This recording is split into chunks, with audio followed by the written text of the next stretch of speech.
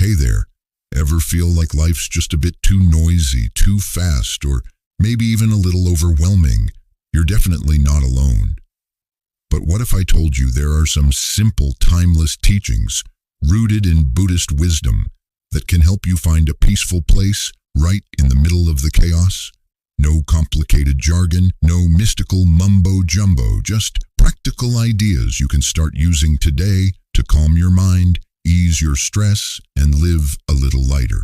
So let's take a slow breath together and explore 10 Buddhist teachings that might just change how you see your day, your challenges, and maybe even yourself. Ready? Let's go. 1. Letting go of attachment. Why holding on hurts more than it helps. Start with a metaphor, holding sand in your fist. How attachment leads to suffering, to frustration, anxiety. The subtle attachments, not just stuff, but ideas, expectations, relationships. Personal anecdote or a simple parable. Practical tip. Practice mindful noticing of attachments. 2. Mindfulness, the art of being fully here, even when you don't want to be. The difference between mindfulness and zoning out. Mindfulness as a skill, not a magic pill. How paying attention can reduce stress and anxiety. Real-life examples, mindful eating, mindful walking. Quick practice guide with relatable language. 3. Impermanence, everything changes. And that's okay. Starting with a natural scene, seasons, falling leaves. Why clinging to permanence leads to pain. How acceptance of change opens space for peace. The paradox, fear of change versus craving stability. Simple meditation on impermanence. 4. Compassion, the quiet power of caring without losing yourself. How compassion isn't just about others, but healing yourself. The balance between compassion and boundaries. Stories of compassion that don't get messy or draining. Exercises in self-compassion and extending it outward. 5. Right speech. Why what you say shapes your inner world. The power of words to hurt or heal. Casual, everyday speech. Buddhist idea of right speech without being preachy. How mindful communication builds peaceful relationships. Funny, deliberate examples of careless speech and its ripple effects. Tips to practice right speech in social media age. 6. Simplicity, clearing the clutter inside and out. The chaos of modern life, overwhelming stuff, mental noise. Buddhist simplicity isn't deprivation, it's freedom. How decluttering your mind and space promotes calm, practical ways to simplify daily life. Tech detox, less multitasking. Story about a simple life moment that brought unexpected joy. 7. Gratitude, the small shift that turns your world around. Gratitude as more than polite thank yous. Scientific nod, how gratitude rewires the brain for positivity. Personal stories of gratitude transforming tough days. Easy gratitude practices that don't feel cheesy. 8. Patience, waiting without worrying. A tough one, right? Why patience feels like a lost art. Buddhist view of patience as strength, not weakness. Examples of impatience leading to regret or conflict. Techniques to cultivate patience in everyday situations. 9. Non-judgment, seeing things as they are without the drama. How judgment clouds peace. Quick to label, react, close off. Buddhist encouragement to observe without shoulds or musts. Real-life scenarios where non-judgment eases conflict or inner stress. Mindful pauses to catch judgment in action. 10. Meditation, the practice that grounds all teachings together. Not mystical or strange, just training the mind like a muscle. Variety of meditation types, breath, loving kindness, body scan. Common struggles and how to work through them. How meditation helps you embody all other teachings naturally. Encouragement to start small, be kind to yourself. Conclusion, living peacefully isn't about perfection, it's about practice. Wrap up with encouragement and reassurance. Peace as a journey, not a destination. Invitation to explore these teachings in your own rhythm. Final thought, small changes ripple out in unexpected ways. Introduction: Why peace feels so hard, and how Buddhist wisdom offers a gentle way out. You ever find yourself lying awake at night, mind racing, heart pounding, feeling like peace is that elusive butterfly just out of reach? You're not alone. Life today is like being on a never-ending treadmill.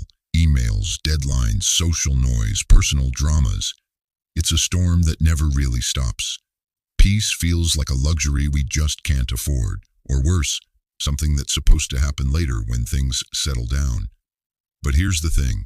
Peace isn't just about quiet or an empty schedule. It's deeper.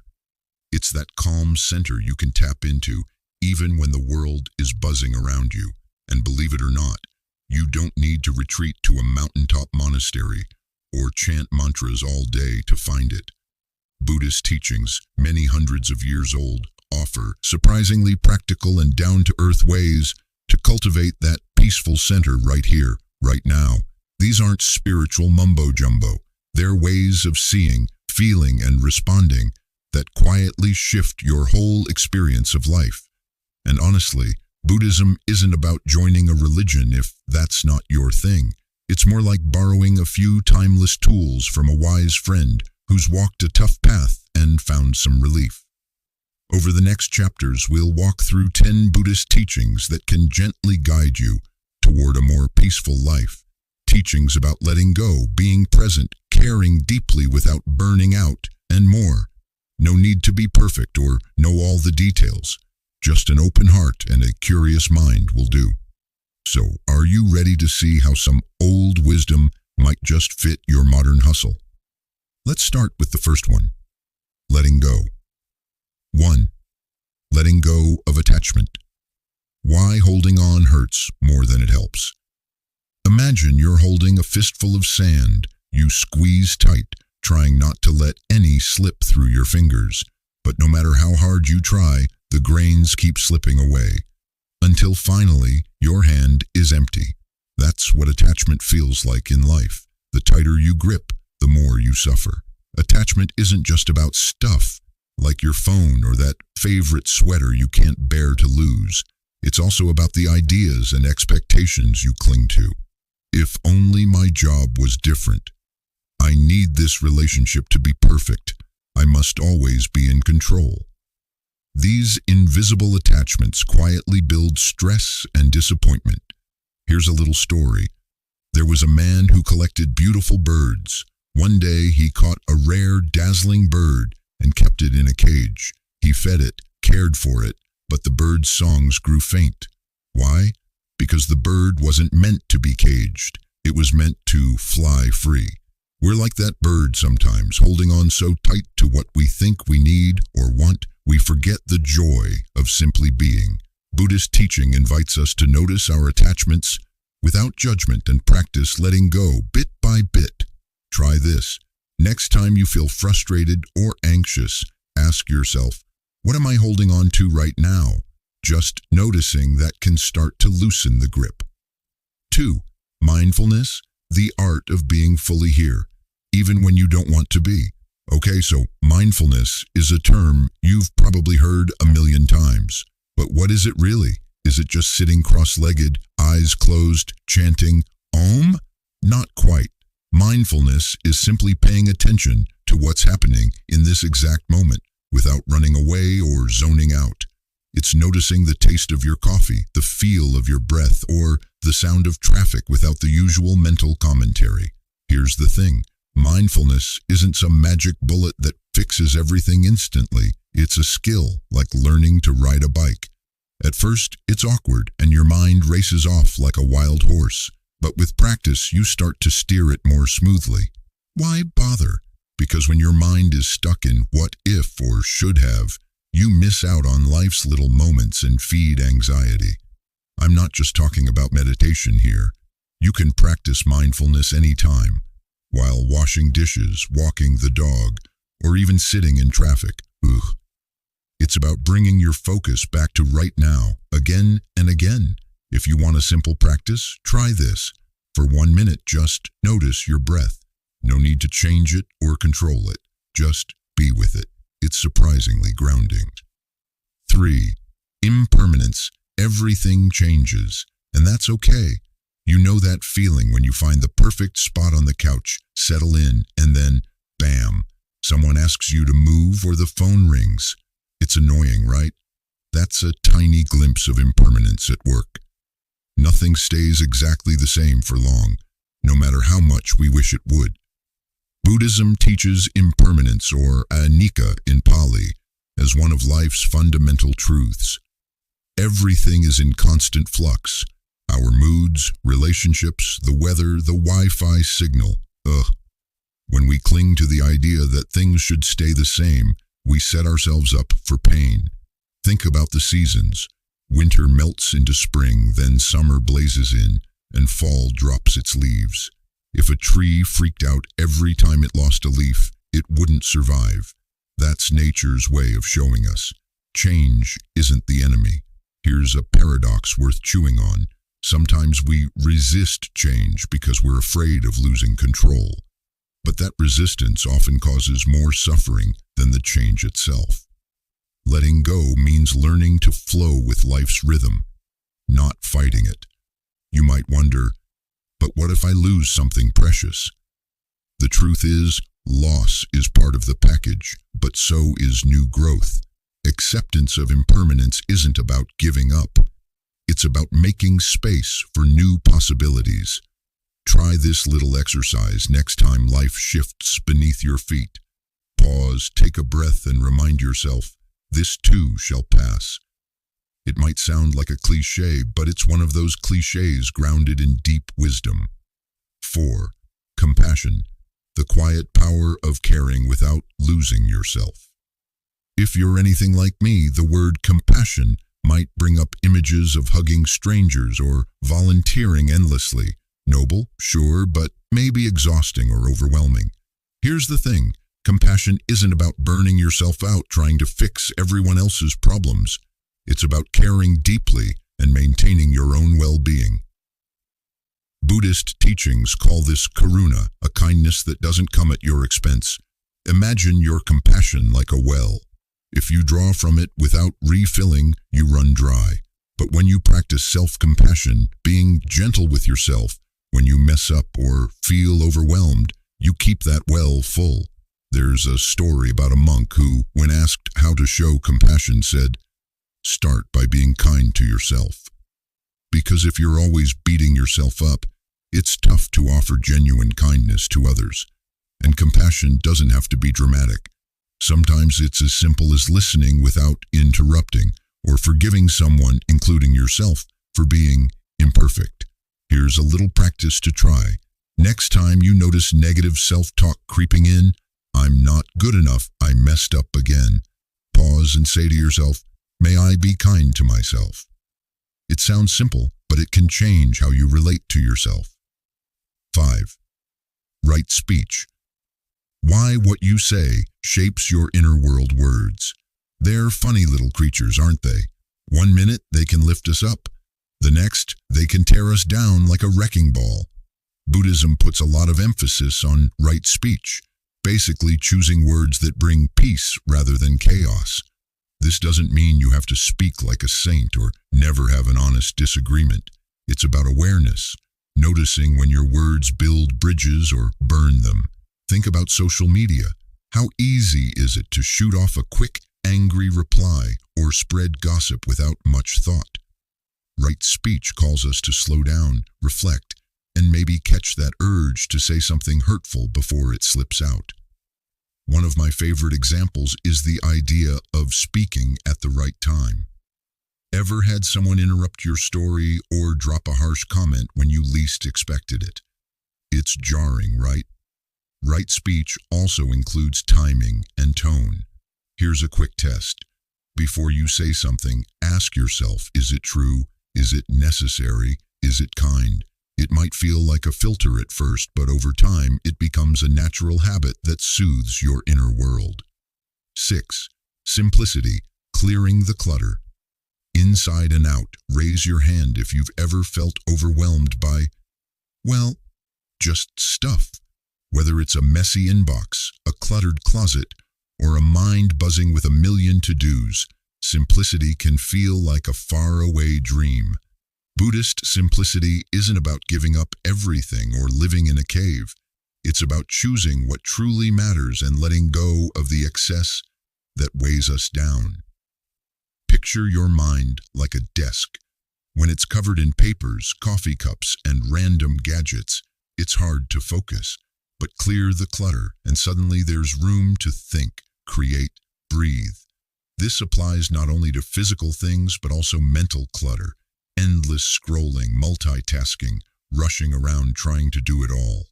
You know what's wild? When you simplify, you actually gain freedom, not lose it. There's a joy in having less to worry about and more time to notice the little things. A morning breeze, a warm cup of tea, a smile from a stranger. 7. Gratitude, the small shift that turns your world. Around here's a little secret. Gratitude is like a tiny magic trick your brain can do.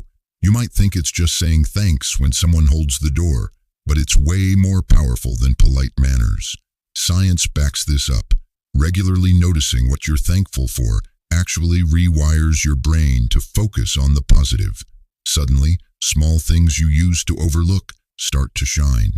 That cup of coffee in the morning, the way sunlight hits your living room, even the sound of rain tapping the window. I remember a day when everything seemed to go wrong. Missed bus, spilled lunch, an argument. But then I caught myself thinking about my dog's goofy grin when I got home. And it shifted something inside me.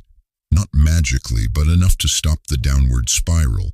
Buddhist teachings encourage this awareness of what is rather than what isn't. It's not about pretending life is perfect, but about noticing the good spots amid the mess. Try this. At the end of your day, jot down 3 small things you're grateful for. It doesn't have to be profound. A warm blanket or a kind word counts. Do it for a week and see what happens. 8th, patience. Waiting without worrying. A tough one, right? If patience were a muscle, most of us would skip leg day. Waiting feels like torture sometimes, whether it's stuck in traffic, dealing with slow Wi-Fi, or facing a tough season in life. Buddhism calls patience kshanti, and it's considered a real strength, not just a virtue you admire from afar. Why? Because impatience tends to make things worse. Rash decisions, hurt feelings, extra stress. Think about it. How many times has rushing led to a mistake or a regret? Patience means sitting with discomfort without freaking out or trying to escape it immediately. There's a famous story of a monk who, when faced with insults or anger from others, responded with calm and kindness rather than snapping back. That's patience in action, steady and unshakable. Here's a trick. Next time you feel impatience bubbling up, take 3 deep breaths. Literally count them. It sounds simple but slows your brain down and gives you a moment to choose your response. Remember, patience isn't about waiting passively. It's about how you wait. 9. Non-judgment, seeing things as they are. Without the drama, ever catch yourself mentally labeling someone as annoying or thinking I'm not good enough after a mistake? Judging ourselves and others is almost second nature, but it's a sneaky thief of peace. Buddhist practice invites us to notice when judgment pops up and to step back from it. Not to pretend everything's perfect, but to see clearly without the usual drama or harsh labels. It's like watching a movie instead of starring in it.